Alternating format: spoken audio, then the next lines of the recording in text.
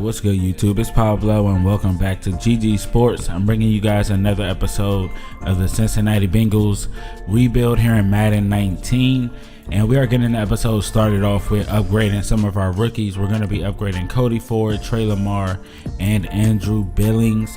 And we are back from the bye week. If you missed that last episode, go ahead and click the link in the description. Look at the playlist and check out the previous episode.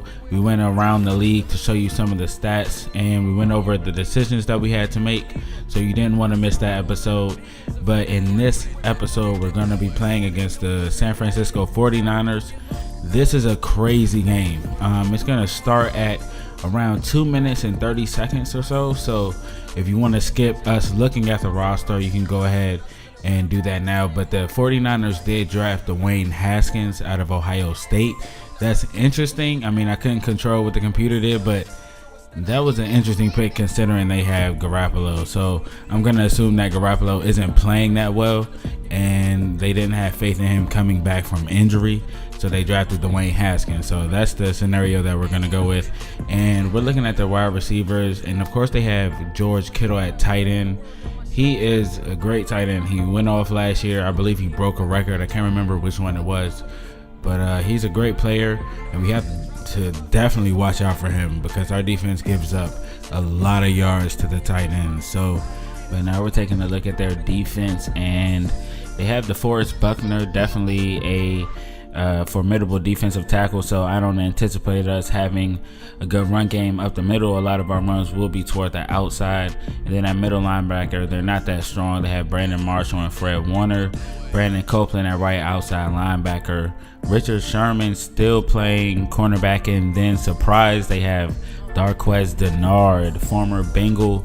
They signed him in free agency. He declined our contract offer to sign with the 49ers, so this is definitely going to be somewhat of a revenge game for him. But the Bengals not only have to win this game because they're 1-3 coming out of the bye, they also have to win this game to show Darqueze Dennard that you should have stayed here because we're going to be something special this season, which I think we still can be because we're 1-3. Andy Dalton hasn't played that well and the line hasn't blocked that great. Our defense hasn't really patched up the middle of the field.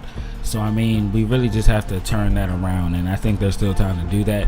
So, it definitely can start this Sunday versus this winless San Francisco 49er team playing behind Jimmy Garoppolo's average season, 5 touchdowns, 5 interceptions, much like his counterpart in this game, Andy Dalton, who just has 7 touchdowns and 7 interceptions on his season so far. And Jimmy Garoppolo is getting his game started with a 20-yard pass on the left side of the field. Play action on 2nd down and 8. He is going to be picked off by Alec Ogletree. So a great start to this game defensively. And this team has been getting blown out in this season. If you saw the schedule that I showed earlier in the episode, you've seen them getting blown out this season. So the Bengals are playing at home. We have a chance to really come out and get everything back on track. And Andy Dalton is going deep to John Ross for a touchdown in the back of the end zone. And that is an excellent play, excellent throw, great placement on the ball by Andy Dalton, putting it behind 3 49ers and only where John Ross could catch the ball. But there was 13 mile per hour winds during this game in Cincinnati. So Randy Bullock missed that extra point. He let the wind get the best of him. So 3rd down and 5 on the 49ers next drive. Garoppolo keeps the drive alive with a clutch pass to Marquise Goodwin. And then on the next play, 1st down and 10, they're going play action to Dante Pettis, who almost scores, but he's brought down by Jesse Bates at the 3-yard line. So they've got 1st and goal from the 3, and they're going to Matt Breida for an easy walk-in touchdown. And they take the lead because their kicker did not let the wind get the best of them. But we have to punt as we get a pass dropped by CJ Uzomah, and they're going to Pierre Garçon on their next drive, trying to increase their lead. So it's George Kittle breaking a tackle of Alec Ogletree. Only one man to beat, but jukes out of bounds. Sean Williams there on the coverage. So 3rd down and 3 in that same drive. They're going to Matt Breida again. He's going to be brought down short of the first, and that's Geno Atkins making the clutch play, bringing him down a yard short. So that held them to a field goal. So they increased their lead, but only by 3. And AJ Green is trying to give us the lead again as he gets us to the 47-yard line. And then Andy is going deep to him again, and it looks like he came down with it, but he actually dropped it. Good defensive play by the 49er on the coverage, and Andy Dalton's going to get called for a flag. Intentional grounding right there, even though there was a receiver right there in the area. And they're going to call him for that. So that's going to push us back and force us to punt the football. So they have a chance to increase their lead yet again. But 2 great tackles as we get close to halftime allow us to get the ball back.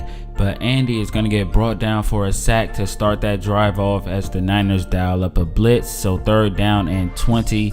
Andy's going deep to AJ Green, trying to make a spectacular catch, but can't come down with it.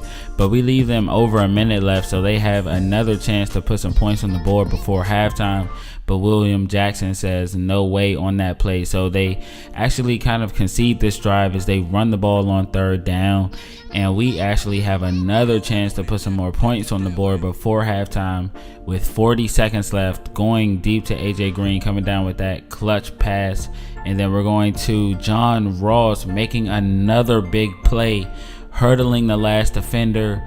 Almost could have taken that one up for a touchdown, but we do settle for a field goal. And Randy Bullock, although I talk a lot of trash, he actually hit that field goal and gave us 9 points as we go into halftime. And there's a look at the halftime stats, and this is not exactly how we pictured this game going. This is a team who hasn't won any games on the season.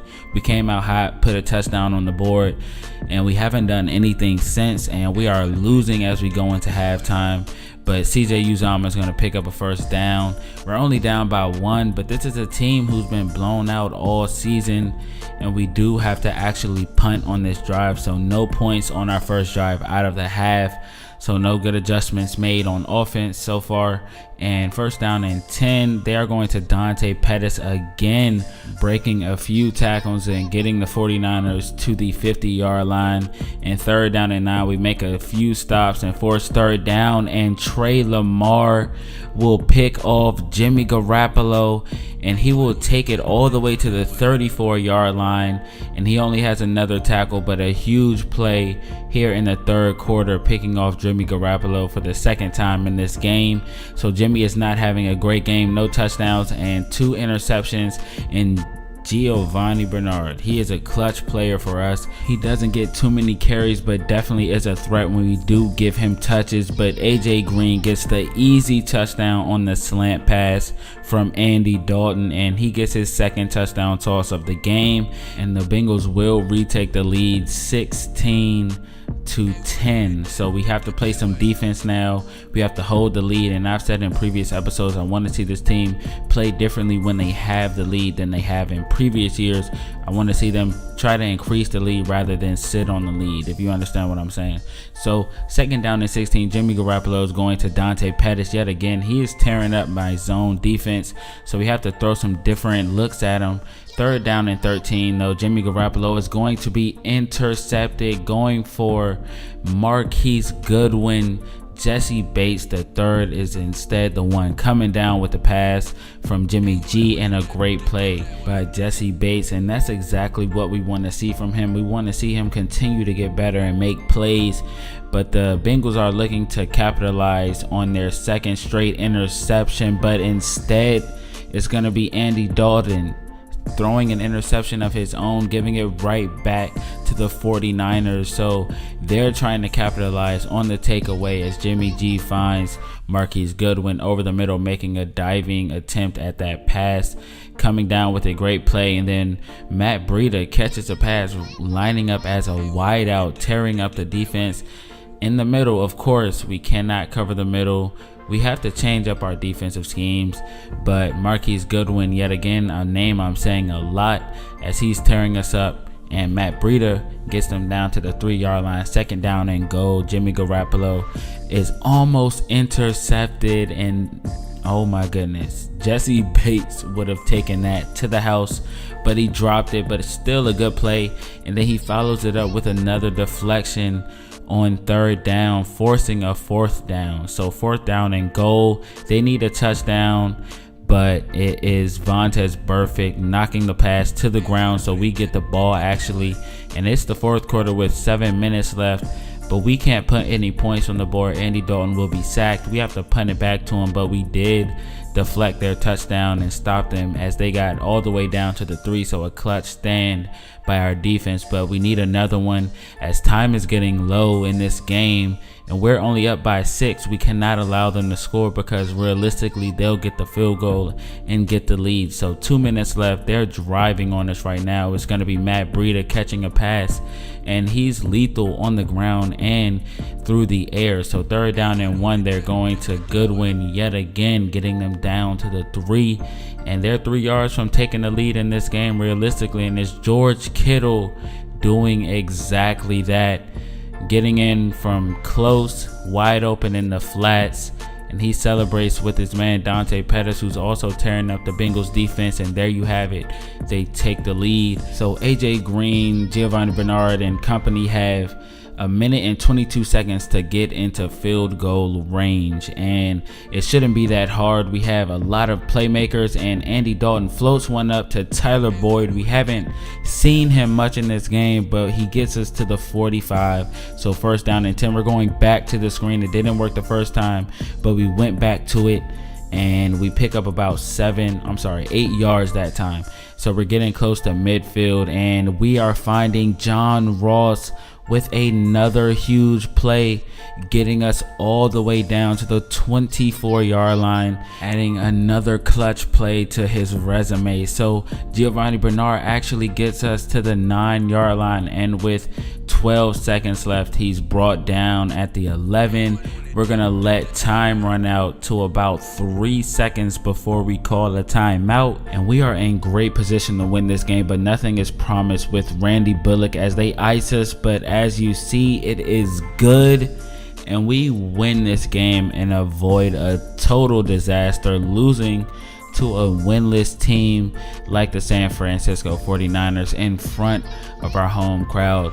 But I honestly hope this is no indication of how good the Bengals are. This isn't a team I feel like we should have struggled with, but we struggled with Dante Pettis and also Matt Breida. Our defense came away with 2 clutch takeaways, but we did allow some crazy yardage to wide receivers, which isn't usual, while we held George Kittle to only 40 yards and then that touchdown late in the game. But the Bengals moved to 2-3 and 1 game closer to 500. And next week we play against the Oakland Raiders, who are pretty much an average team, and playing at home I feel like we have the advantage. But the Bengals are moving in the right direction right now. This was a great way to come out of the bye, show that you made some adjustments and get a victory. We got 3 takeaways. That's not like anything we've seen this season. So I think we'll be able to get to 3-3, hopefully, versus the Oakland Raiders. I don't know how that game's gonna go. I haven't played it, but leave a like and subscribe if you're new. Hope you guys enjoyed this episode. I'll see you guys in the next one. Peace.